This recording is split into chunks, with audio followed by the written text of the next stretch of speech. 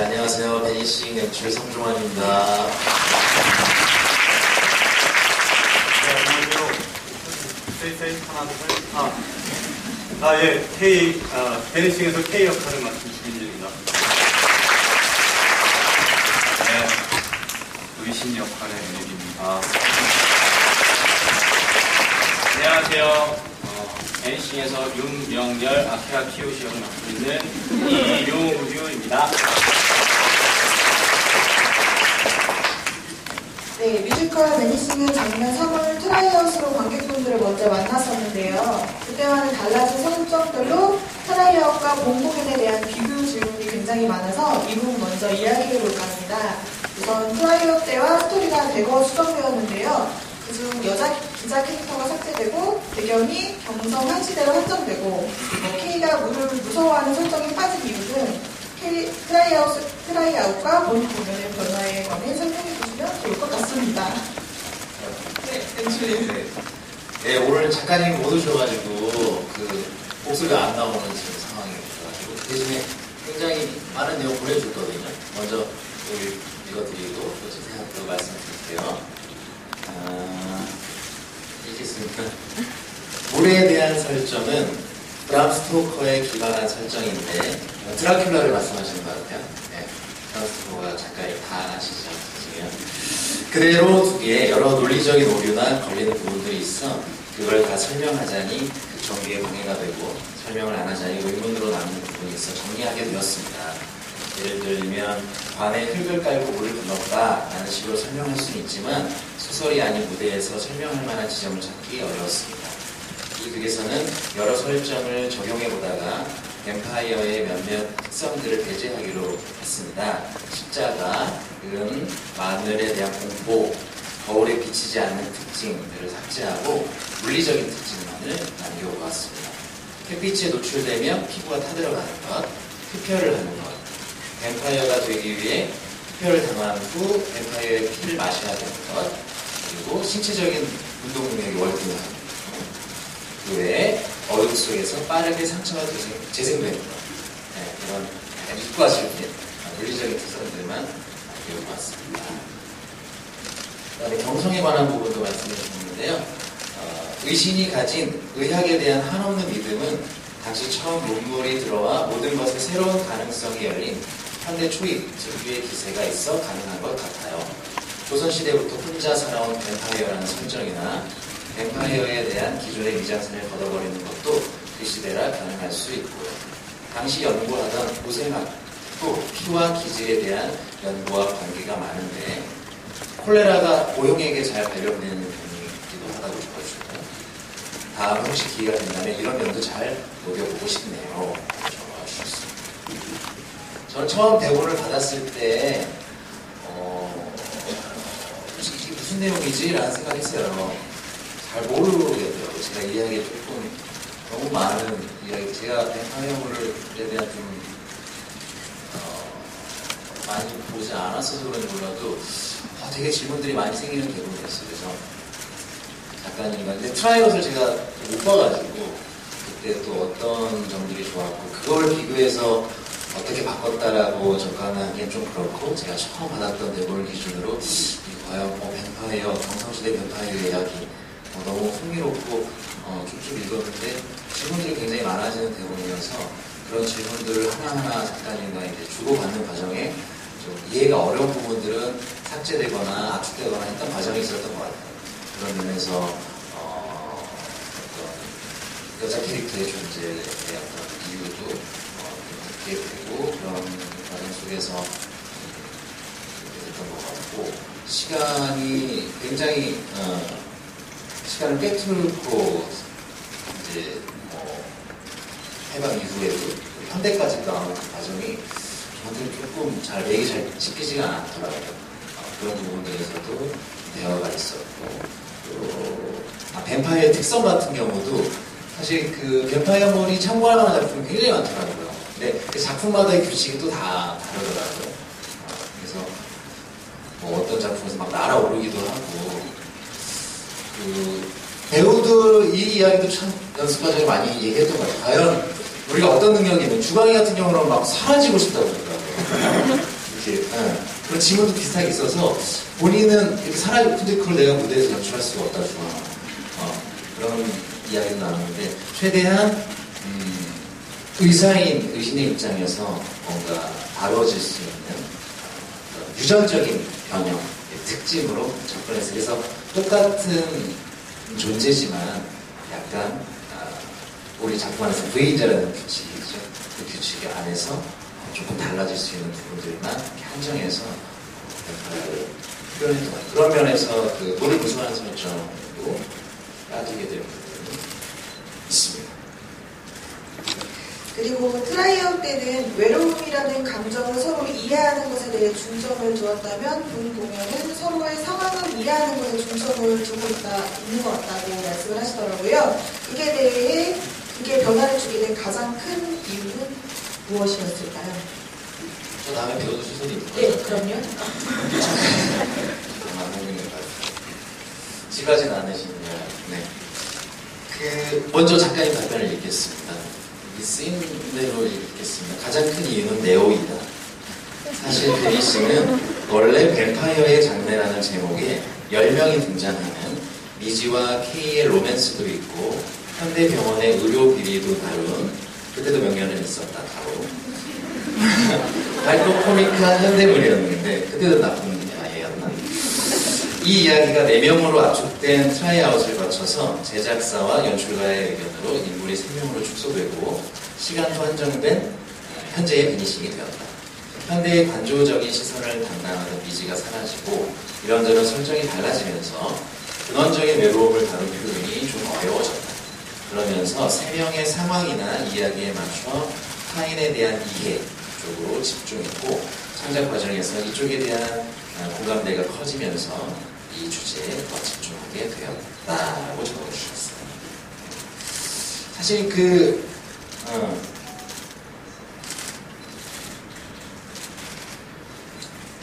작가님 굉장히 문학적 감수성이 뛰어나시거든요. 그래서 대본을 읽으면서 그런 감수성들이 느껴졌고 이 다른 뱀파이어물에 대한 참고할 만한 작품도 있었지만 저는 이 세 인물의 이야기가 그냥 전 파수꾼이라는 영화가 떠올랐어요. 거기에 이재훈이라는 배우가 나오고 그 3명의 고등학생들이었거든요. 근데 그들이 굉장한 친구인데 삼총사인데 조금씩 그들의 그 순간의 어떤 감성들에 의해서 어긋나고 결국 누군가 파멸시키고 스스로 파멸하고 이런 약간 중이병 걸린 남자애들의 사춘기의 그 예민한 질풍노도의 시기에 겪는 그런 감수성이 느껴지더라고요.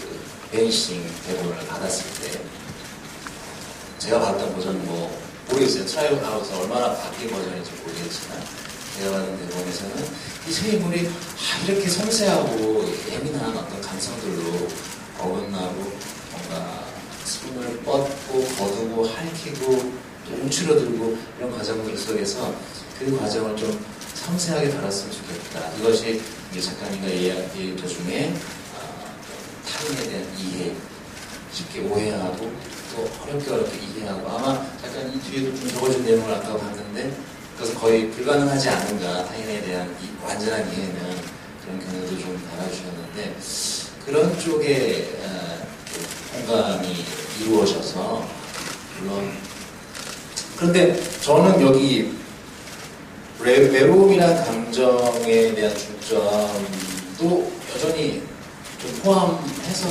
좀 가져가고 싶은 마음이 있었거든요. 그것이 잘 표현되는지 모르겠지만 어쨌든 K는 이미 300년 동안 그런 시간을 보냈고 또 의신은 또 같은 입장에 되었고 또 명령은 또 앞으로 그게 끝난 이후에 어떤 삶을 살게 될지 굉장히 궁금해지는데 외로움이란 정서도 사실은 타인에 대한 이해에 앞서기 전에 이미 깔려있는 중점이 되는 이야기인 것 같습니다.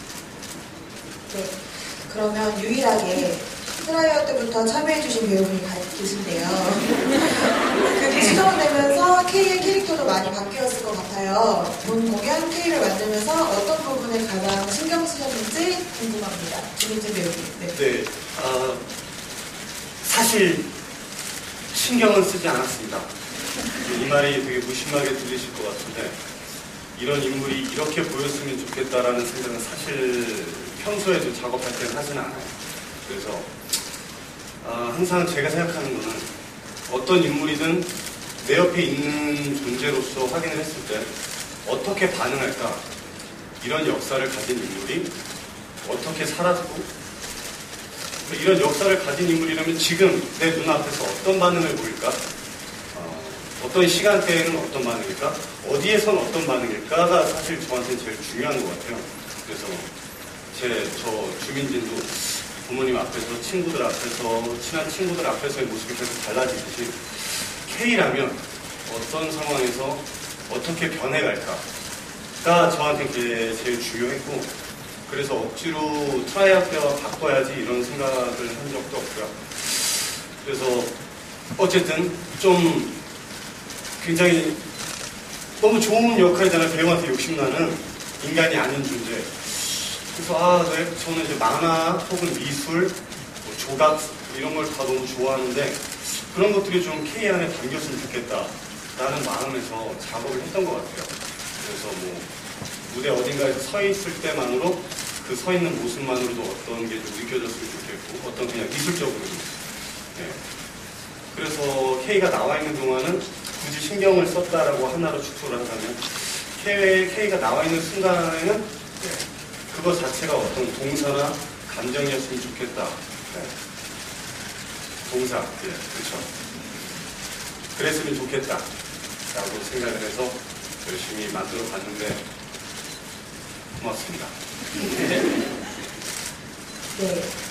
캐릭터에 관련된 질문 중에 여러분이 주민지 배우님의 K의 행동들을 보면 고양이 같다라는 의견을 주신 분들이 많아요. 그래서 정말 고양이의 행동을 참고하셨는지 아니면 뭐 다른 참고하신 동물이나 인물들이 있는지 궁금하고요. 그거는 뭐 애덕 배우님이나 용규 배우님도 다른 거 참고하신 거 있는지 같이 궁금합니다. 네. 저는 집에 TV가 없는데 혼자 유튜브로 내셔널 지오그래피 찾아보는 걸 되게 좋아해요. 그들은 자연의 상태인 거잖아요. 인간은 교육된 상태고. 인간도 동물이라고 쳤을 때 어떤 반응들을 보일까? 예를 들어 모글리? 뭐 이런 것들을 상상해 보아도 자연 상태에서 자라났을 때 우리는 교육된 태도를 만들어내는데 그들은 본능적인 살아남기 위한 어떤 태도를 만드는 거지 그 순간에. 주민지는 교육된 것으로 사람을 대할 때 이렇게 대해야 되라는 걸 만들어낸다면 동물적인 감각으로서 살아남기 위해서 어떤 태도를 취했을까? 그게 제일 저한테 중요했고 그래서 사실상 고양이나 이런 걸 참고한 건 아니고요. 야생 동물들을 좀 많이 봤어요. 자연 생태계에서 살아남으려고 그들이 어떻게 움직였을까? 어떤 반응을 보였을까? 동물들을 좀 종류별로 많이 봤던 것 같아요. 근데 비슷하더라고요. 살아남기 위해서 무언가를 선택하고 있고 그러니까 인간이랑 조금은 다른데 자기 존재 가치를 스스로 느끼기 위해서 하는 행동들이 있고 그런 것들을 좀 내셔널 지오그래피를 많이 봤습니다. 고맙습니다. 네, 용규 배우님께서는 참고하신 원래 극을 대할 때 뭔가 다른 거를 참고를 하거나 그러진 않아요. 뭔가 그런 걸 흉내낼 것 같아요. 그래서 저는 좀 상상을 많이 하는 편이에요. 머릿속에서 어떻게 하면 얘는 이런 말을 할까? 얘는 이런 행동을 할까? 저게 왜 가지? 그냥 그런 걸 많이 상상하다 보면 저도 모르게 제 얼굴이나 그런 게 좀 그려지더라고요. 이런 감정이 있구나, 이런 정서로 움직이겠구나. 그래서 최대한 많이 그런 상상을 많이 했었어요. 우리 세종이랑도 되게 많이 했었고 특히 연출님이나 형님들이 많이 도와주셔서 인물 구축해가는 거는 많이 도움을 받았던 것 같아요. 저는 그렇습니다. 네, 애덕 배우님. 저는 동물 중에 캥거루를 참고했어요. 죄송합니다. 농담이고요. 다른 것 같아요. 네, 사실 저 역시도 용규 배우하고 거의 비슷해요. 어떤 그런 흡혈귀의 목이 말라를 부를 때나 그럴 때 어떤 모습들은 상상을 통해서 더 많이 나오는 것 같아요. 이랬을 것이다. 그 목마름이 인간적인 목마름이 아니라 어떤 짐승, 뭐 흡혈귀 어떤 목마름이라면 어떤 모습일까라는 것들을 상상을 많이 했죠.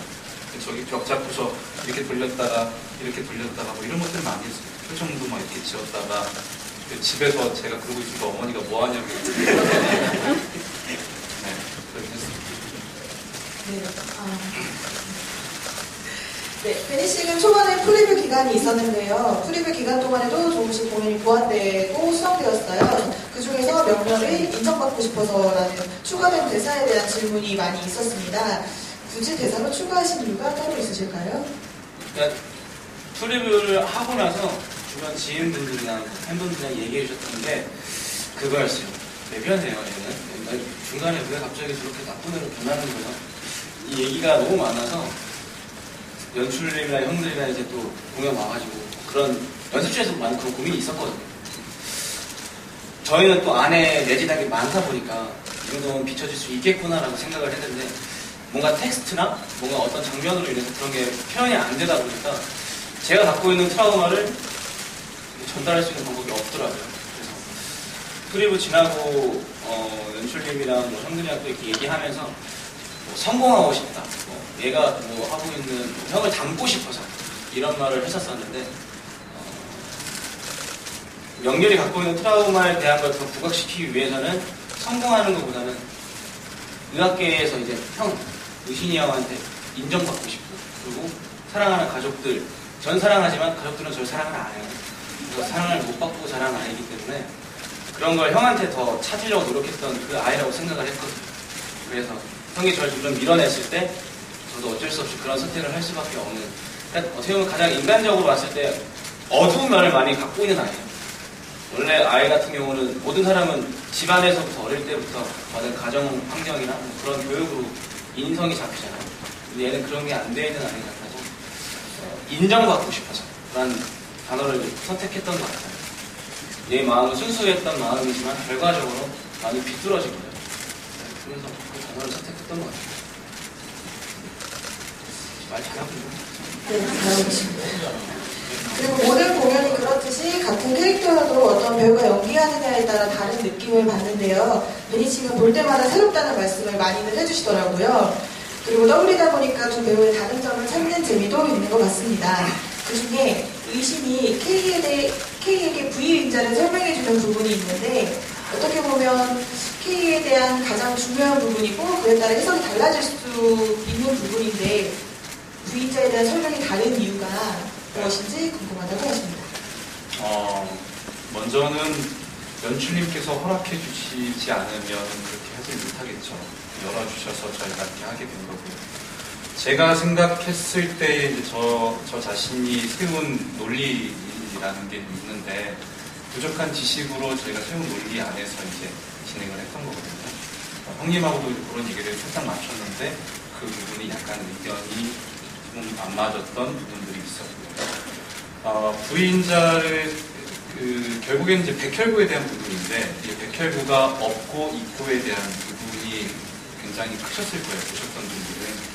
제가 생각했을 때 저의 짧은 지식으로는 백혈구라는 존재가 있으면 일단 부인자가 들어오면 그걸 공격하는 존재로 봤을 거고 지금처럼 그 형님께서 설명하시는 것처럼 만약에 그 부인자가 백혈구까지 함께 이렇게 안 끌어안는 모양이 된다고 한다면 더 큰 논리적인 비약들이 생길 거라고 생각이 들었어요. 첫 번째는. 그리고 두 번째로는 이 백혈구가 지금 이 K의 상처 치유 능력을 보면 엄청나게 뛰어난데 그 치유 능력을 따라가려면 백혈구라는 숫자가 굉장히 비약수적으로 이렇게 늘어나야 된다라는 설정이 그것도 역시나 더 큰 논리를 불러와야 되는 거라고 생각이 들었고 또 세 번째는 이 백혈구의 특징이 상처가 나고 그 상처를 치유하다 보면 닦지를 않는 게 결국 백혈구들의 시체라고 알고 있거든요. 근데 그런 치유 능력을 가지고 있으면 분명히 닦지가 않아서 떨어지는 것까지 연출이 돼야 되는데 그게 지금 안 되고 있잖아요. 너무 순식간에 상처가 나니까 그래서 이제 그 연출가하고 얘기했던 거는 그 능력 자체가 전부 다 부위인자 안에 들어가 있으면 어떻게 했느냐. 상처 치유 능력, 그리고 빛에 대한 민감성, 그리고 흡혈에 대한 욕구가 이 부위인자 자체에 들어있고 그 때문에 백혈구는 이제 나오지가 않고 대신 이제 그런 생각은 했어요. 만약에 이 상처가 치유가 되면 다시 백혈구는 생성이 되겠죠. 그 안에서 논리를 세웠던 거였죠. 학회 온 것 같으시죠? 이런 토론을 연습해서 하시는 거죠, 우리 두 의신이가. 근데 또 도현이 형만 들으면, 그 말도 많은 거.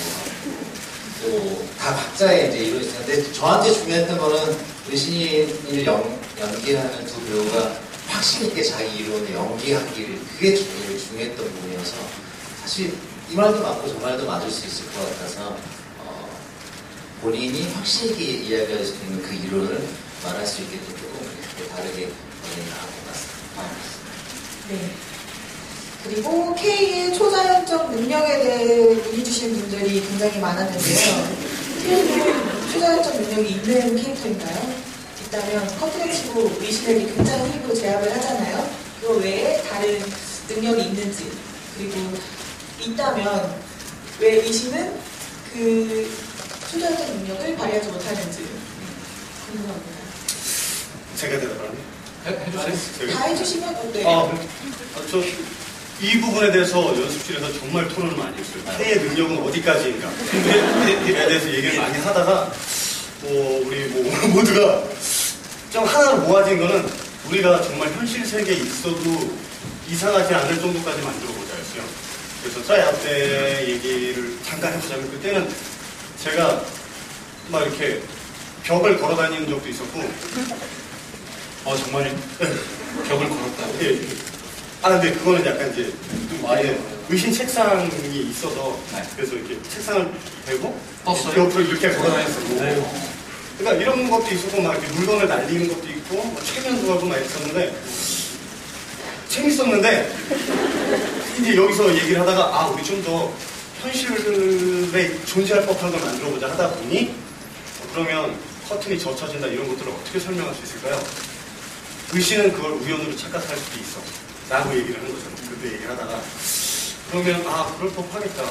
근데 하필 그 순간에 K가 손이 움직였던 거고 불이 꺼졌던 거고 이런 얘기들을 K가 밖에서 배선을 다 잘라놓고 들어와서 얘가 이렇게 해서 꺼졌을 때 근데 사실 저는 이게 관객분들이 더 많이 상상하셨으면 좋겠는데 그래서 이런 얘기하는 거를 조금은 두려워요. 저도 한 명의 관객으로서 저는 제가 공연 볼 때 엄청 상상하는 걸 좋아하거든요. 그래서 더 상상할 거리를 저는 연기나 텍스트나 이런 걸 좀 더 드리고 싶은데 그래서 본론으로 돌아와서 K의 능력은 어디까지인가. 우리가 그때 마지막으로 정리했던 거는 힘이 일반 사람에 비해 굉장히 세고 손짓으로 어떤 바람을 좀 다룰 수 있을 정도의 까지였어요. 그런데 의신이 이제 없었던 이유는 여기는 300년 된 구력이 있는 뱀파이어고 저는 고작 몇 년밖에 안 된 그러니까 그거를 아직 다루지를 제 안에 있는 능력이라도 아직 발휘하지 못하는 정도로 설명해보면 어떻겠느냐라고 얘기가 됐었죠. 그렇죠. 그리고 이게 상처가 났을 때 낫고 피를 마셔야 하고 하는 정말 증상이 있더라고요. 실제로. 그래서 그런 사람들이 실제로 예전에 뱀파이어로 좀 오해를 받지 않았을까 이런 얘기를 연습에서 많이 했었는데 그런 존재에 우리가 할 수 있는 상상과 현재에서도 있을 법한까지 가보자 해서 만들어진 게 아마 지금 K의 능력이 아닐까라는 생각을 해봅니다. 네. 진짜 있을 수도 있잖아요, 뱀파이어가. 지금 시대에. 우리가 만약 의식이 죽지 않았다면, 죽은 상태가 않았다면, 그럼 이제 그때는 유일하고 최초지만, 계속 이렇게 전혀 감염이 되지 않겠어요. 이 자리에 또 와 있을 수도 모르죠. 나와의 종족들 이야기로 삼았다. 근데 보통, 우리가 오해를 할 때, 부풀려지잖아요. 예를 들어서, 우리 그쪽 안에서도, 키가 9척이래. 9척이면 정말 큰 거거든요. 그런 식으로 근데 막상 알고 나면은 딱 그 정도. 그래서 참고했던 작품은 그 램비엔의 그 소녀 정도의 특성이었어요. 거기에 나오는 정도, 딱 빛에 대한 민감성, 그 재생 능력, 그 표현의 욕구, 그리고 이제 한번 그 병원을 기어올라가는 정도 한번 나오잖아요. 그 정도로만 우리가 그 램비가 굉장히 리얼리티가 있는 뱀파이어 인물이잖아요. 그 정도로 우리가 우리 작품의 회의 능력을 향상시켜보자 했던 부분이고, 사실 어느 정도 영역 정도는 저는 굳이 뱀파이어가 아니어도 있다고 생각하거든요. 좀 나이 드신 분, 유리겔라라는 그런 분들 막 숟가락도 꼬부러뜨리고 그런 말이에요. 맨 처음에 저희 그런 것도 있었어요. 그 나를 마셔고 장면 있잖아요. 그때 저를 최면수를 이렇게 걸어가지고 그런 것도 저희가 한번 해본 적도 있어요. 그런 능력이 있을 것인가 없을 것인가. 네. 그런 부분에 얘기를 진짜 많이 했던 것 같아요. 한 2, 3주 동안 연습하다가 모여서 얘기하고 연습하다가 모여서 얘기하고 이런 게 되게 많았어요. 네, K는 그런 초능력이 있는 친구인 거죠? 초라고 하기에는 좀 뭐고 능력이 좀 있다? 여러분들도 연습하면 하실 수 있어요. 네. 그러니까 저는 장풍도 쏠 수 있을 거라고 생각하거든요. 왜냐면 그러니까 우리가 이제 자동차도 내가 부끄럽니? 아직 쏠려고 그래? 준비 중에 있어요. 자동차도 그러니까 도구의 인간이 되면서부터 인간의 약간 초능력을 잃어버린 거라고 생각하거든요. 그러니까 축지법도 사실은 실제 있었던 능력이고 장풍도 실제 있었던 능력인데 이제 필요가 없잖아요. 총도 생기고 자동차도 생기고 하니까. 그러니까 우리 인간의 한계를 제한 짓지 맙시다. 좋은 말씀입니다. 그러면 명렬이 얘기를 잠깐 다시 해보겠습니다. 명렬이는 아버지에게 인정받고 싶어하는 인물인데요. 정작 연구 발표 후에는 아버지와의 통화를 끝내고 매우 격분을 하잖아요. 그 심경의 변화와 아버지와의 전화는 어떤 내용이었는지. 아까도 말씀드렸지만 명렬 같은 경우는 가족의 사랑 못 받은 아이라고 말씀드렸잖아요. 제가 하고 있는 명렬은. 근데 아버지 직업 자체가 이제 의학에 동네 소리 아버지가 심각한 큰 손.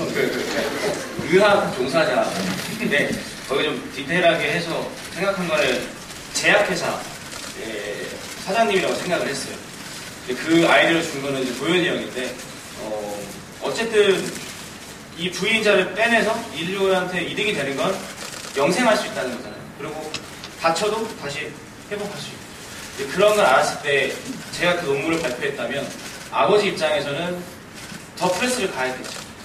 능력이 없던 저가 아니라 뭔가 더 있구나. 그래서 더 프레스가 있고 그래서 전화를 하면 뭔가 저는 그런 기대감이 있었을 거예요. 이런 거를 내가 발표를 하면 아버지한테 인정을 받을 수 있겠지? 근데 그 안에 아버지의 마음에 제가 없는 거죠. 그 약에 대한 얘기만 하고. 그래서 더욱더 자기를 찾으려고 얘기를 했을 것 같아요. 그래서 추가했던 말들 중에도 뒤에 뭐 조수한테 얘기할 때 너도 나 무시하는 거냐고 얘기도 하고 그리고 이제 의신한테 돌아가서 얘기할 때도 내가 지금 얘기하고 있잖아. 참 자기에 대한 거를 세우고 싶었어요. 제 안에서. 나도 있어. 나도 살아가고 있는 사람이야. 왜 나는 뭐 없는 거야? 왜 날 배제해? 그런 걸 좀 보여주고 싶었고 신경 변화는 어쨌든 그런 프레스를 감당하지 못하는 거예요. 그래서 아버지가 없을 때, 전화를 끊었을 때는 제가 참고 있던 걸 표출한다고 생각을 했어요. 그런 말들도 하고 이건 내 연구라는 얘기도 하고 그리고 통화 내용은 그 프레스에 대한 내용 언제 발표가 된 거야? 너가 지금 어느 정도 연구를 하고 있는 거야? 그러니까 저는 없는 거예요. 그 연구만 있기 때문에 그거에 대한 압박이 너무 심했던 것 같아요. 제가 명렬은요. 네, 그렇습니다. 명렬이가 진짜 슬프거든요. 얘가 정말 슬퍼요. 종종은 구하지 맙시다. 여기 마음 어딘가 계속 안 해요. 난 명렬이한테 미움받을 용기라는 책을 꼭 선물하고 싶어요. 인정력에 대해서. 네, 꼭 책 선물하겠습니다. 근데 사실 저는 이제 공연 올려놓고 이제 저의 좀 솜씨 부족함이었겠지만 저는 명렬의 시각으로 봐주길 바랬거든요. 그러니까 저 명렬이 너무나도 잘 이해가 돼서 근데 물론 텍스트적으로 조금 그의 어떤 내면의 변화들을 좀 잘 다뤄주지 못한 부분이 있어서는 잘 다뤄주지 못한 좀 미안한 게 있는데 사실은 이 작품 이제 K와 의심의 어떤 둘의 관계가 이해되는 이야기지만 명렬의 시각으로 명렬의 입을 통해서 전해지는 그런 구성을 조금 기대를 했었는데 그런 면에서 저는 제가 갖고 있는 많은 소품들을 명렬에 많이 넣었고 그래서 그 변화가 저는 좀 이렇게 급격하다고 생각을 못했어요. 연습하면서 제가 이제 보편적인 인물이 아니었던 것보다 이제 어쨌든 너무 슬프다고 하니까 나는 너 인정해. 나도 인정해요. 명렬이 많이 사랑해 주시고 네, 많이 사랑해 주시고요. 그다음 의신 질문을 넘어갈게요. 의신은 자신을 뱀파이어로 만들어버린 K가 많이 원망스러울 것 같은데 그럼에도 불구하고 백신이 완성된 후에 K에게 백신을 주려고 했던 이유는 뭐였을까요? 거기에 대해서 여러 가지 생각을 했었는데요. 일단은 가장 큰 거는 저 역시 그 의신 자체도 이기적인 어떤 면에서 이타적이지만 이기적인 인물이라고 생각이 들었어요. 그래서 어쨌든 1년에 벌어진 일들, 내가 K를 끌어들여서 사람들이 죽고 또 저 역시도 이제 뱀파이어가 되고 이런 과정들 자체를 그거를 인정하지 않으려면 그리고 그러한 사건들에 대한 면죄부를 주려면 이 모든 것들이 일어났던 것들이 내가 실제로 귀신도 아니고 난 괴물도 아니고 난 사람이고 이건 병이고 그럼 병은 고쳐야 되는 거고 이런 일들이 일어났던 것도 그 병 때문이고 그 병을 고치는 게 저 자신에게 면죄부를 주는 어떤 일이라고 생각을 했던 게 가장 컸고요. 그리고 한편으로는 이게 맞는 표현일지 모르겠지만 스톡홀름 증후군이 살짝 들어가 있을 수도 있다고 생각이 들었어요. K와의 어쩔 수 없는 동거를 통해서 그를 증오하지만 어쩔 수 없는 동거를 통해서 애착을 갖게 된 그리고 어느 순간인가는 그랬을 것 같아요. 이 의신이라는 인물이 어떻게 보면 자기중심적으로 이기적인 이 K도 연구의 대상으로 봤던 거잖아요. 사람을 연구의 대상으로 봐서 자기의 꿈을 실현시키는 게 그게 어떤 정의, 어떤 그게 인류를 위한 길이라고 생각했던 의신이가 한 뱀파이어를 만나서 오히려 증오했지만 그와의 어떤 동거를 통해서 더 인간 같은 것들을 받은 거죠. 거기서 변화되면서 어떤 제가 갖게 된 애착, 사랑 그것 때문이라도 고쳐주고 싶다는 마음도 아마 들어있을 거라는 생각이 들어요. 그 두 개가 공존하지 않았을까라는 생각을 합니다. 네. 그럼 K는 뱀파이어가 된 후 원래 자리로 이렇게 돌아가려고 연구를 하잖아요. 보면서 무슨 생각이 들었을까요? 공적으로 만든 걸 후회했을까요? 아니면 그렇게라도 함께 있어서 행복하다는 생각을 했을까요? 시점이 어디죠? 시점이 의신을 뱀파이어로 만들고 난 후. 바로 그 뒤에. 만들고 난 후 계속 둘이 대립을 많이 하잖아요. 나는 연구를 계속 할 거야. 네네. 그럼 아마 시간이 좀 많이 흘렀을 때 같은데. 예, 그래서 저는 어쨌든 이걸 어떤 인물로서 바라봤으니까 주민진도 그렇더라고요. 하루에도 생각이 몇천 번씩 바뀌고 아마 제가 저를 합리화시키느라 나의 존재를 인식하기 위해서 나의 거울 같은 혹은 다른 나를 인지해줄 수 있는 이런 눈이 너무 필요했기 때문에 만드는 것에 대해서는 그 순간에 너무 그게 합리화가 된 상태에서 물었죠. 근데 그 시간이 후고 이제 의신의 태도 변화를 보아가면서 내가 이런 실수를 또 저질렀구나 라는 시간을 함께 보낸과 동시에 너무 미안한 마음과 그러면서도 이제 사람이랑 계속 비슷하게 보면 나를 합리화시키는 거죠. 그치, 그래도 같이 있으니까 좋지. 같이 있으니까 좋지. 근데 의신은 이제 다른 목표를 향해 나아가고, 그때조차도, 나 연구를 더 하고 싶어. 그 순간에도 머릿속에서 두 가지 생각이 계속 부딪혔을 것 같아요. 좋다, 나쁘다가 아니라, 그래, 어쨌든 저 친구도 하고 싶은 게 있어. 보내줘야 돼. 근데 난 너무 외로워. 이 두 가지가 끊임없이 부딪혔을 것 같아요. 네. 인간도 그렇듯이. 그렇기 때문에, 좋다, 나쁘다, 혹은 이렇다, 저렇다의 어떤 한 가지 노선이 아닌 끝없는 혼란? 네. 인간, 제가 너무 함부로 평가하면 안 되는데, 인간은 누구나 그렇듯 끝없는 혼란 속에 K도 있지 않았을까. 300년을 지났지만, 그럼에도 인간은 똑같은 실수를 반복합니다. 그렇습니다. 네. 뱀파이어가 된 의신은 사람을 해치지 않는다고 이야기를 하는데요. 마지막에 가서 명렬을 물려는 K를 말렸음에도 본인이 명렬을 물잖아요. 어릴 때부터 명렬은 의신이 가장 아끼는 동생이었는데 그렇게 사람을 무는 거에 대한 거부감을 강하게 가졌던 의신이 명렬을 문 이유가 있을까요? 그냥 가장 단순하게는 그 순간을 보시면 더 좋을 것 같기도 한데 일단 의신의 뱀파이어의 본성이 다시 그 순간 나왔다고 볼 수 있죠. 그리고 어떤 내가 또 나를 위해서 희생하는 이 K를 공격하는 명령을 보고서 그 뱀파이어의 본성이 바로 살아났으니까 그것 자체가 가장 단순한 목표가 될 수 있을 것 같고요. 일단 뱀파이어니까 인간을 묻는 것. 그리고 그 와중에도 아마 대의적인 명분이 분명히 이 안에도 있었을 거라고 생각하는데 명렬이가 아유 이게 참 죄송합니다. 명렬이를 고마워.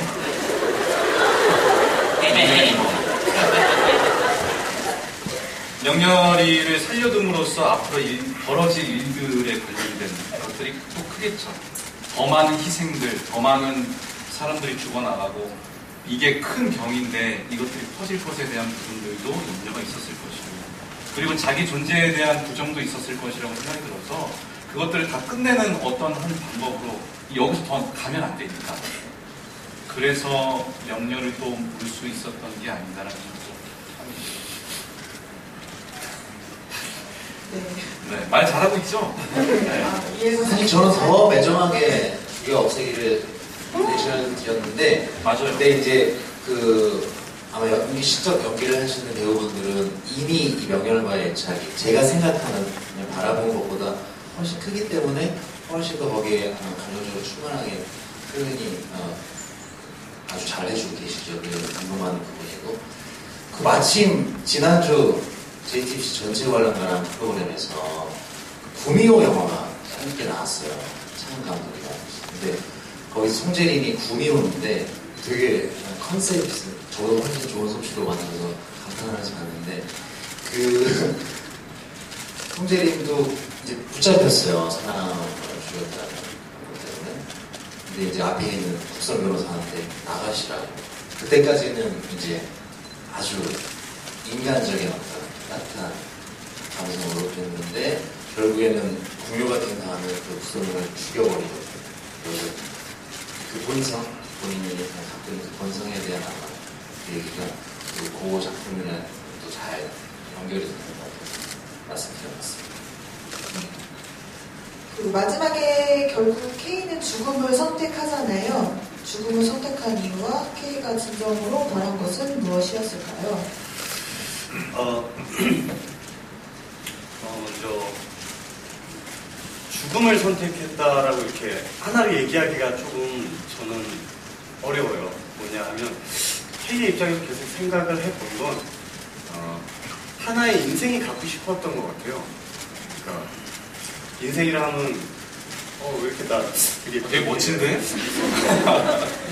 이거로 K를 준비하면서 참 여러 가지 생각 많이 했었는데 인생이라 하면 너무 짧게 단편적으로 얘기 죄송한데 태어남이 있고 어떤 삶이라는 게 존재를 하고 죽음으로써 마무리되면 이게 하나의 삶이잖아요.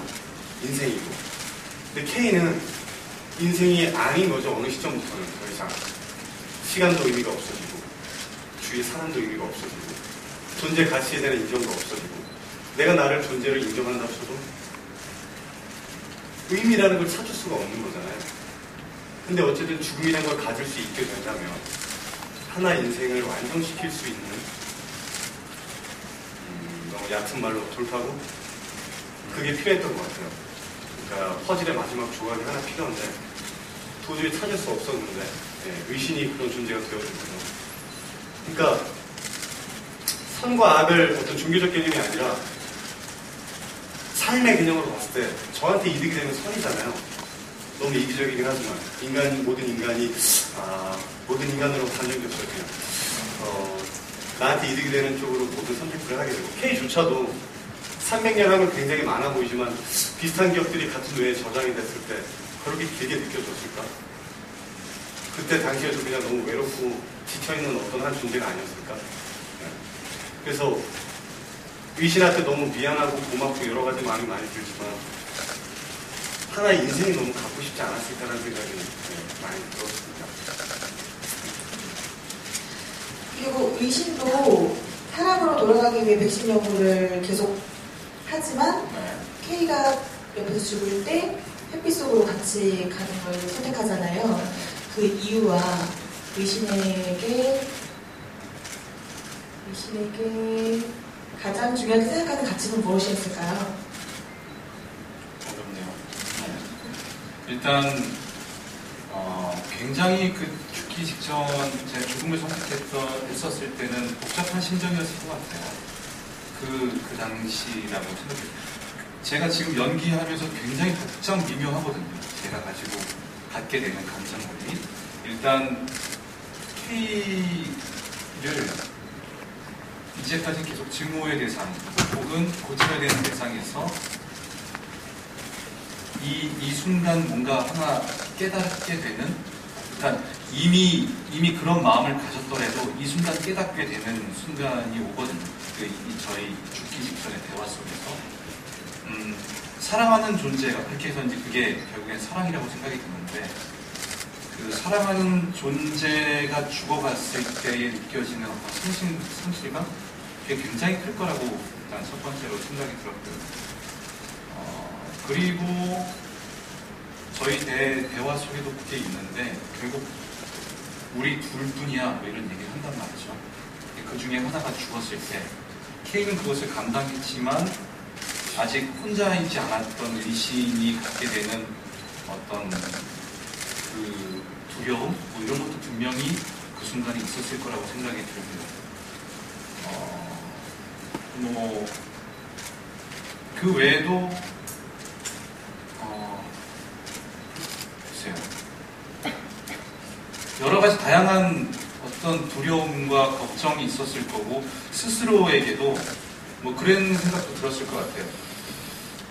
자기를 통해서 이미 많은 사람들이 죽었잖아요. 지금 저희가 이런 대화를 하고 나와 영원히 살자 이런 얘기를 하는 와중에 있어서도 그 밑바닥에는 방금 전에 또 내가 명령을 물었고 또 내가 그 안에 사람들을 죽여왔다란 어떤 죄책감도 분명히 있었을 거라고 생각이 들거든요. 그런 복잡한 여러 가지 감정들을 통해서 선택하지 않았을까라는 생각이 들고요. 그리고 아까 전에 의신이가 생각하는 가치, 의신가? 글쎄요, 뱀파이어가 된 이후에 대한 가치는 생각해보지 못했던 것 같은데, 변해가는 과정이니까. 근데 의신이 처음에 생각했었던 거는 전 그거라고 생각했어요. 물질적인 삶? 그러니까 정신적인 것이 아닌 물질적인 생명. 그것이 얘한테는 가장 크지 않았을까. 자기 부모의 죽음을 통해서 갖게 된 어떤 트라우마로 어떤 가장 최우선은 생명, 삶, 그것도 어떤 정신적인 더 나아간 것이 아닌 그런 물질적인 지금 살아있는 것, 생명. 그 죽은 사람도 그렇게 해부할 수 있었던 게 이건 죽은 거니까. 죽은 사람을 통해서 산 사람을 살릴 수 있다라면 이라는 어떤 그게 이 친구의 어떤 최고의 가치가 아니었을까라는 생각이 들어요. K와 의신이 모두 죽고 인간이 아닌 존재가 된 명렬은 그 이후에 어떻게 되었을 것 같으세요?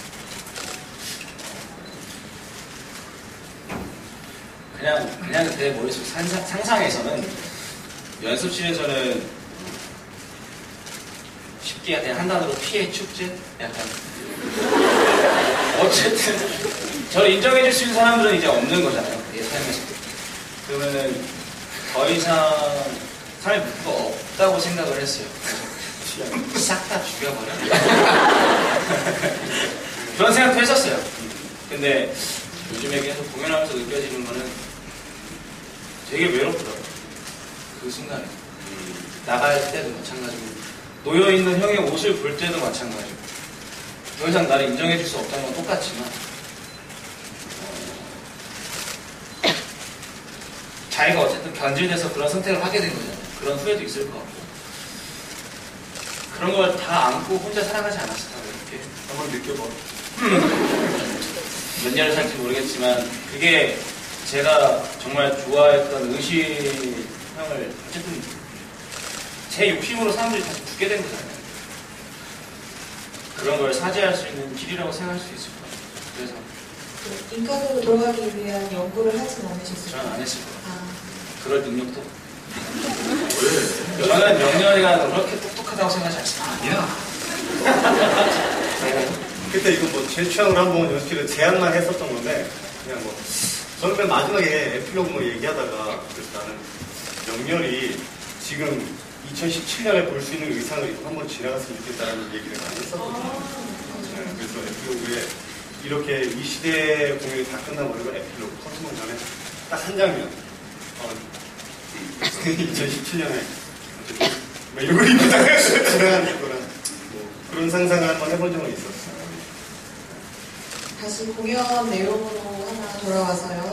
공연 중에 의신과 K가 갈등을 겪게 되는 부분이 그 마츠모토의 죽음에서 비명소리가 들리잖아요. 근데 비명소리가 여자인데 시대적 상황으로 보면 당시 남성의 사회적 지위가 높았던 것으로 보이는데 마츠모토는 여자였던 걸까요? 이게 잠깐 좀 네. 재밌네요. 마츠모토의 시신을 발견한 간호부의 비명소리입니다. 네, 마츠모토는 일본인 남학생이고 경성의전에 다녔던 실제 남학생의 이름을 따온 것입니다. 1923년 동아일보에 실린 기사, 경성의전의 일본인 학생 동급생에게 칼질이라는 기사를 보면 송본이라고 쓰고 이제 마츠모토라고 있는 거죠. 송본이라는 학생이 조선인은 기질이 야만적이다 라고 해서 한국인 학생들과 싸움이 벌어졌고, 그러다가 송본이 칼을 빼서 동급생을 찔러서 경찰서에까지 간 사건이 있었습니다. 학생들, 조선인 학생들이겠죠. 퇴학을 주장했지만 경찰이 학생들 사이 싸울 수도 있다며 조사를 대충 끝내버려서 별다른 처벌이 없었다고 합니다. 막말도 한번 하고 칼까지 휘두른 나쁜 놈이라 여기서 죽여버렸습니다. 되게 귀여우시죠? 네.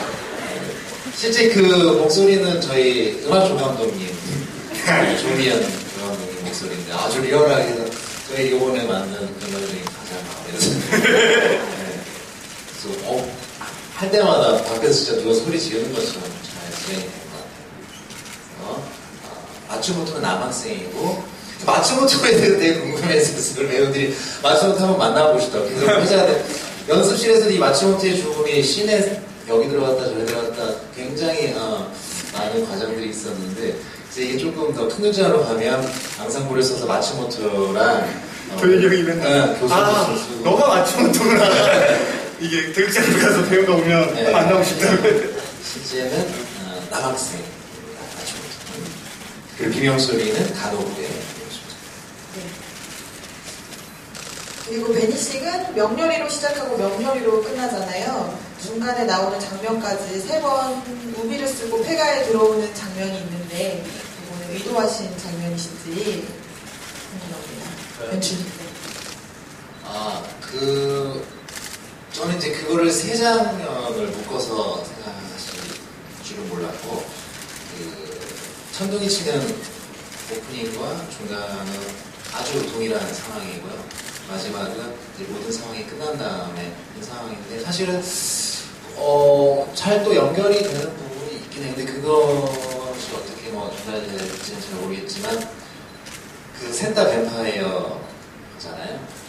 첫 번째는 K 300년 모도 뱀파이어가 등장하는 장면이 되고 두 번째에서는 의신이 뱀파이어가 된 장면이 되고 마지막은 명결이 뱀파이어가 된 장면인데 저희가 이해를 다루면서 이해라는 주제를 다루면서 결국에는 다 이해하기 힘들잖아요. 그래서 상징적으로 스킨딥이라는 넘버에서 피부를 뚫고 들어가서 그제야 우리가 이해할 수 있지 않을까라는 불가능을 전제로 그럴 수 있지 않을까라는 그냥 하나의 가정을 둔 건데 어쨌든 완전히 그 사람이 되지 않는 이상은 모르는 거죠. 그래서 저희 작품 안에서는 상징적으로 상대방이 되어서 나를 이해해보는 어떤 그게 큰 하나의 척추처럼 이어지는 내용이니까 사실 이런 내용은 영혼이 막 바뀌어서 이렇게 되는 그런 장르의 작품에서 동일하게 사용되고 계속 우리가 화두인 것 같아요. 우리가 서서히 못하시잖아요. 네, 그렇듯이 제가 되어보지 않으면 같이 사는 부부끼리도 이해가 안 되니까 오해하고 싸우고 하는 거잖아요. 그런 면에서 아마 그 장면이 그렇게 연출되는 것 같습니다.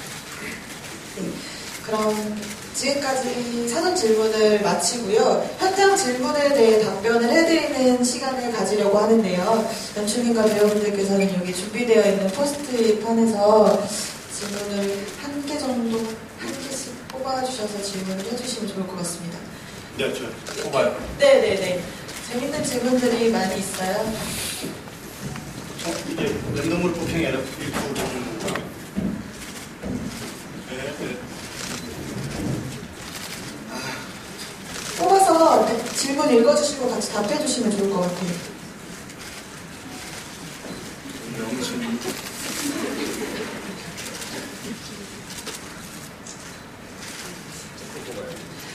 본인께 아니어도 궁금한 거나 아니면 내가 대답하고 싶다 이런 거 있으면 뽑아주시면 좋을 것 같아요. 애녹에게 팬이란?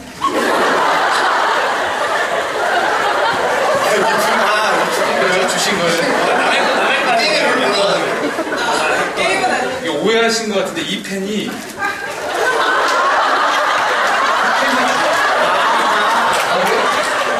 그죠? 팬. 펜이 어디 있어? PEN이야. 알아요. 내일 보고서가 와요. 아 진짜요?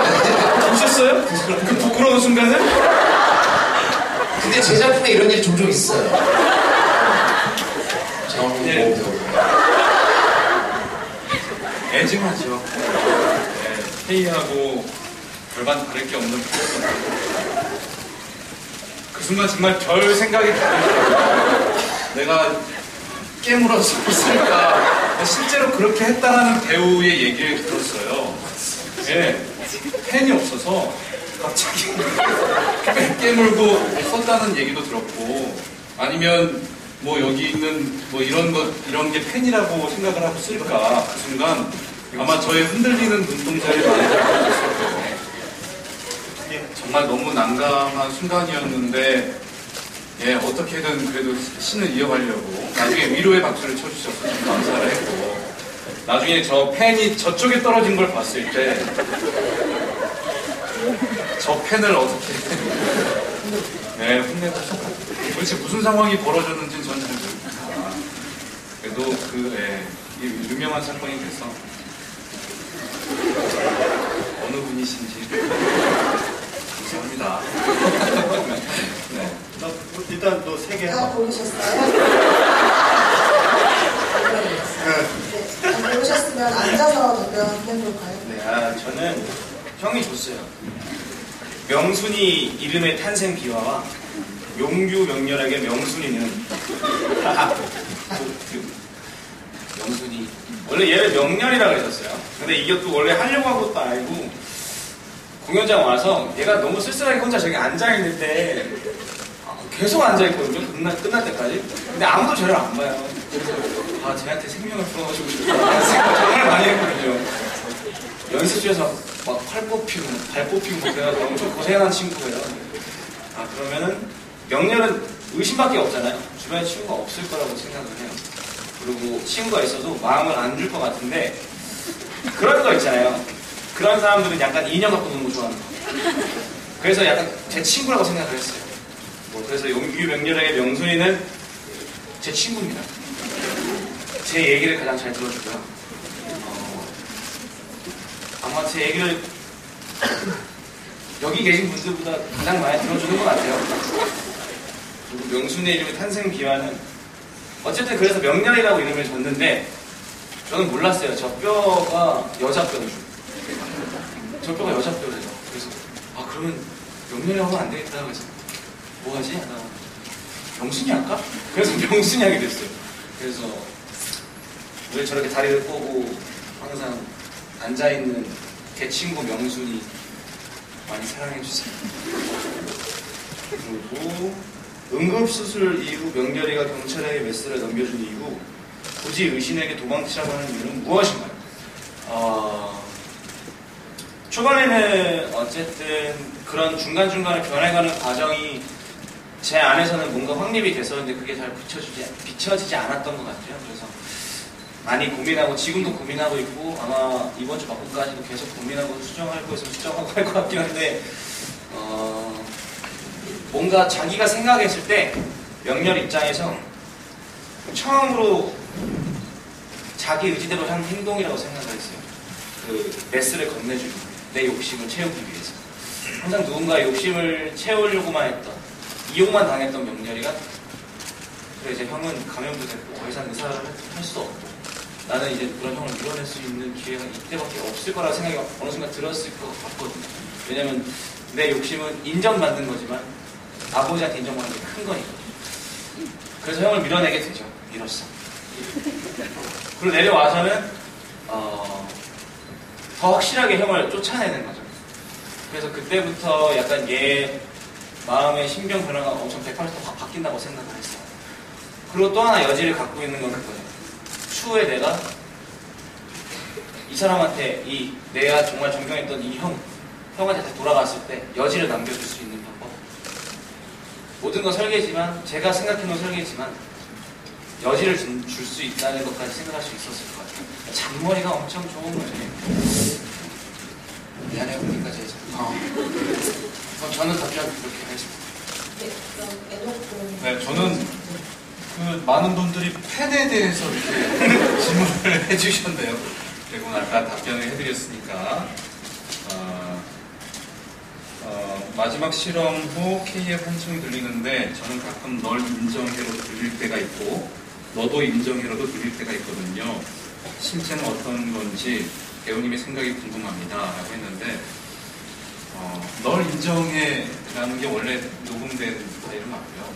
근데 이거를 환청이 아닌 그 K가 텔레파시로 보냈다고도 생각하시는 분들도 계시더라고요. 근데 저희 안에서의 해석은 그 주사에 대한 어떤 내성, 또 그걸로 인해서 어떤 부작용이 환청으로까지 들리게 되는 걸로 생각을 했거든요. 그 순간에.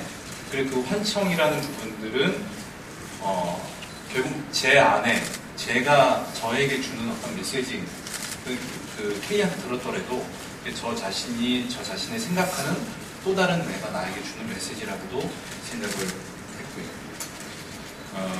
그리고 이거는 서로의 역할이 탐났던 적은 없나요?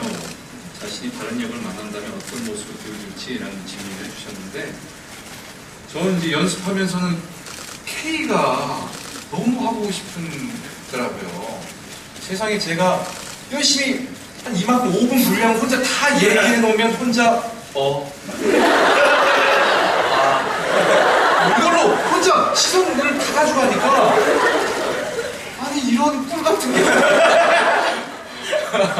그 연기도 굉장히 내면 연기가 어려웠을 텐데 나중에 물어보니까 말하고 싶은데 말하지 못하는 부분들에 대한 어려움도 있더라고요. 근데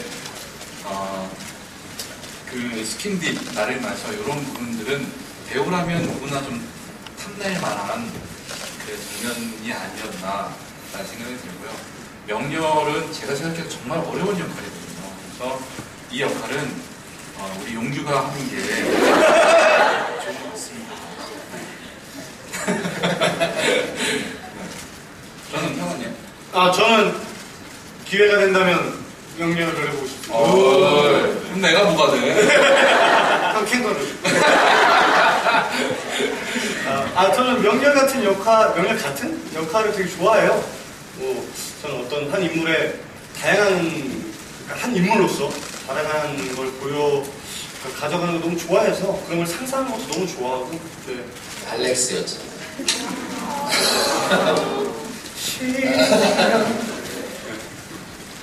저는 극속에서 사랑받지 못하잖아요. 그래서 의심하고 싶어요. 계속 사랑받았을 때. 용녀한테도 사랑받고, 태희한테도 사랑받고.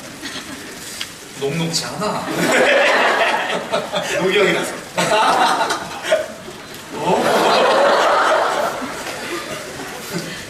저요? 네. 무대에서 연기하실 때 관객들의 표정이 잘 보이세요? 맨날 이상한 표정을 짓고 있어서 걱정이 돼요. 일단 이거는 이제 배우마다 달라요. 배우마다 다른데 같이 일을 해보면 느낄 수 있어요. 이분께서 전문용어로 제4의 벽이라고 하죠. 이게 처지는 분들이 계시고 그걸 열어놓고 완전히 호흡하시는 분들이 계셔서 사람마다 다 다른데 생각보다 무대 위에서 그 인물로서 해야 될 게 너무 많다 보니까 잘 못 봐요. 어떤 표정인지. 이쪽이 객석이구나를 인지하는 시점은 있을지언정 이분들이 어떤 표정을 짓고 있지는 너무 어렵지 않나? 그걸 체크하기가. 무대 위에서도 할 게 너무 많은데. 네, 그렇습니다. 팬 사건 있었을 때는 어디가 됐어요? 네, 정확히 다 보이더라고요. 마음껏 하세요. 저는 공연 볼 때 이러고 봐요. 푹 빠지면 이러고 보이면. 네. 민진 배우님이 하나 뽑아주셨는데 천장에 나뭇가지랑 같이 있는 조명은 무엇을 표현하는 건가요? 라고 질문해주셨어요. 너무 멋있죠. 저희 이제 이 무대 전체 컨셉은 조금 이질적인 것들로 조화를 이뤄보자였어요. 네. 인간이 만든 것들로 가득 차 있지만 또 자연의 요소들이 군데군데 박혀있는 것들이 크게 이제 우리 작품의 주제랑 통하고 있어서 이질적인 것들이 한데 어우러져서 아름다움을 만들어낼 수 있다면 이렇게 망가지지 않았겠죠. 좀 슬픈 결과가 오지 않았겠죠. 그래서 그런 것들을 했는데 저 나뭇가지들은 사실 혈관처럼 보이기도 해요. 그래서 이 창문 뒤로 나오는 그 나뭇가지도 아주 혈관처럼 잘 보일 수 있는 이 피에 대한 양면성도 좀 표현해 보고 싶었어요. 피가 누군가에게 생명이지만 누군가에게 죽음이고 그런 어떤 인간 양면성, 또 모순된 어떤 인간의 모습들, 연애를 통해서도 나타나요. 또 뭐 다른 캐릭터들도 모순된 모습들을 나타내요. 그리고 곳곳에 피가 묻어 있어요. 이런 데도 붉게 돼 있고. 저 빨간 꽃이 원래는 하얀색 꽃이었겠죠. 네, 저거는 이제 영화 스토커의 한 장면에서 영감을 얻어서 하얀색 꽃이 피가 탁 튀면서 빨갛게 되는 장면이 있거든요. 그런 부분을 디자이너한테 요구를 했고 곳곳에도 잘 보이지 않지만 피의 자국들이 있어요. 핏자국들이 곳곳에. 그것은 좀 전에 말씀드린 생명이면서 누군가에게 죽음이면서 그런 요소도 되어 있습니다. 저 조명도 사실은 저 디자인은 그 병원이나 실험실에 있을 법한 조명 위에 자연의 요소로 되어 있는 거죠. 이질적인 것으로 조화를 이뤄보고 싶었습니다. 네, 혹시 더 뽑으신 분 계신가요? 다들 해주셨어요? 네, 그럼 저희 마지막으로 관객분들께 마지막 인사하고 마무리하는 걸로 할게요. 윤기 배우님부터 이렇게 수고해 네, 정말 긴 시간 동안 들어주셔서 감사하고요. 저희가 많은 것을 연습실부터 지금도 계속 꾸준히 배우마다 다 생각하고 그런 걸 무대에서 실현하고자 노력하고 있어요. 근데 그게 어떻게 비춰질지는 잘 모르겠지만 막공까지 노력해서 완성된 공연 보여드릴 수 있도록 노력하겠습니다. 그럼 집에 조심히 들어가세요. 감사합니다.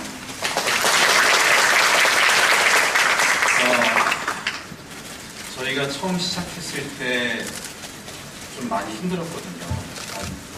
무대에 직접 이렇게 올라와서 객석을 바라봤을 때 채워지어 있지 않은 자리를 보면서 힘들지만 서로 이제 의지하면서 이렇게 가는데 어느 순간 이렇게 객석을 가득 메워주신 관객분들 봤을 때 제가 정말 힘든 어떤 날이었는데 그때 저절로 힘이 난다라는 얘기들을 서로 했던 적이 있어요. 그러면서 더 열심히 하게 되고 더 뭔가를 찾으려는 노력도 하게 되고 제가 늘상 하는 말이기도 한데 작품은 관객분들을 통해서 완성이 되는 것 같아요. 이렇게 찾아주셔서 너무너무 감사드리고 이 작품이 끝나지 않고 계속 갈 수 있도록 힘을 주셔서 진심으로 감사드립니다.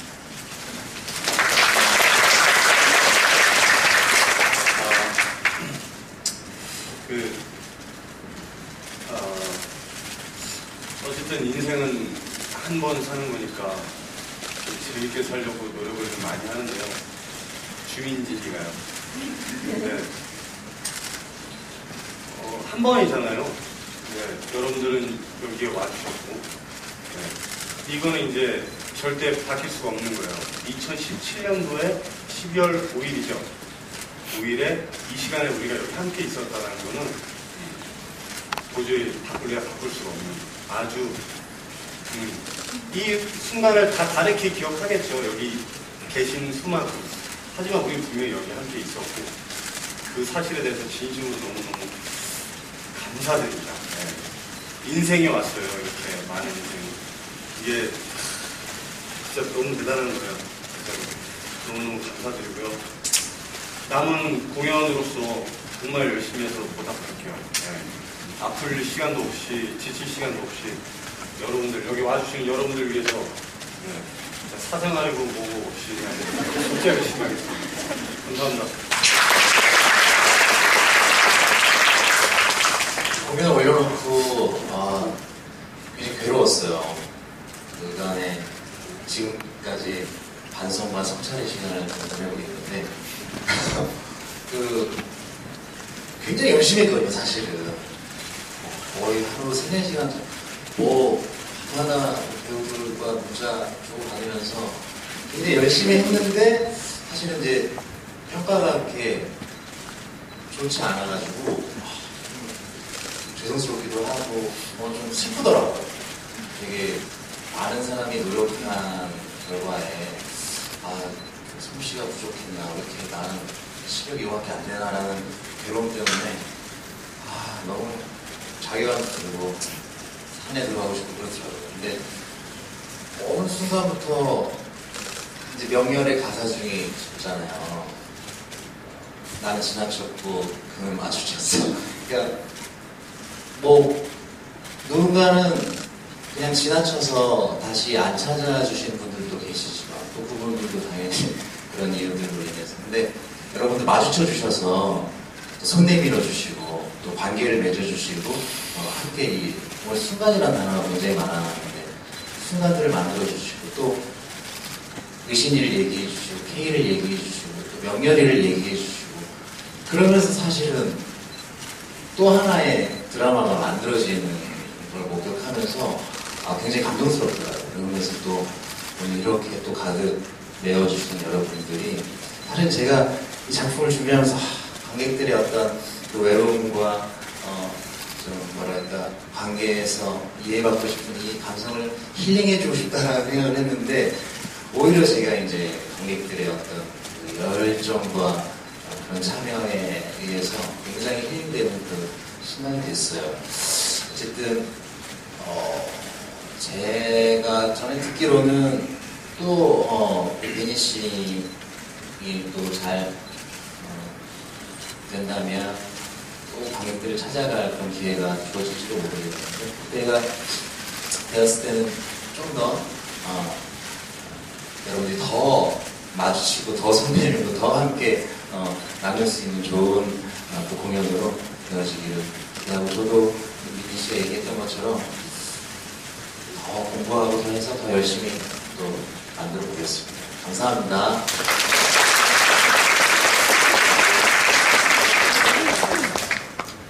네, 작가님께서도 베니 싱을 통해서 여러분들께 전해줬으면 하는 내용이 있다고 하셔가지고 마지막으로 그것만 듣고 네네네. 이제 작품 내용적인 건데요. 전체적으로는 타인을 이해하는 것의 어려움, 불가능함을 말하고 있어요. 타인에 대한 완전한 이해는 불가능한 것 같아요. 그래서 소용없다가 아니라 불가능한 일이지만 그걸 향한 지향이나 노력의 순간들이 다소 삐걱대더라도 그런 순간들 자체가 의미 있고 아름답다는 것을 전하고 싶었습니다. K가 죽지 못하고 길고 지겨운 삶을 살며 기다리는 건 결국 어떤 의미 있는 순간이라고 할 수 있을 것 같아요. 의미 있는 순간은 사람마다 다르겠죠. K에게는 그것이 이해의 순간이었고 K와 의식은 분명 이해의 가능성을 지닌 순간, 충분히 아름다운 순간을 가졌다고 할 수 있을 것 같아요. 그런 면에서 극중 순간들이 비록 삐걱대더라도 아름답게 표현하고 싶었고 이 모든 순간을 지켜본 명렬의 가사, 반짝이며 부서지던 순간의 조각들에 이런 생각이 담겨있는 것 같아요. 좀 다른 이야기일 수 있지만 영원한 삶을 생각하면 사람이 만일 영원을 살더라도 결국 어떤 의미 있는 순간이 없다면 허무하지 않을까 싶었습니다. 또 반대로 사람에게 행복한 한 순간이 있으면 그 순간은 머릿속에서 영원히 남아 반복되는데 이것이 인간의 유한성을 뛰어넘는 가장 멋진 길이 아닐까 생각했습니다. 사람이 이제는 어떤 순간에 끝없는 확장이 영원을 넘어서는 순간이 아닐까요? 그래서 그의 죽음은 행복한 끝이 될 수 있을 것 같아요. 라고 해주셨습니다. 네, 그럼 이것으로 저희 데니스 관객과의 대화를 마치겠습니다. 긴 시간 함께 해주셔서 감사합니다.